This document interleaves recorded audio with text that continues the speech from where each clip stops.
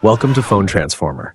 In this video, we're going to show you how to unblock OTP messages in Android so you can quickly snap your favorite people with just one tap. Let's get started. Step 1. First thing first, grab your Android phone and open the Messages app. You can find it right on your home screen or inside the app drawer. Step 2.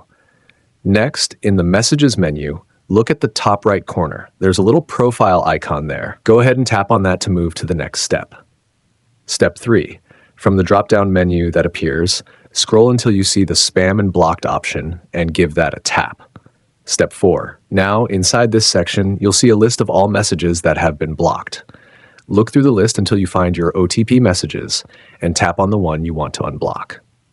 Step 5. Finally, just hit the Unblock option. And that's it. You've successfully unblocked OTP messages in Android and you're back in action. Thanks for watching and please subscribe to the channel.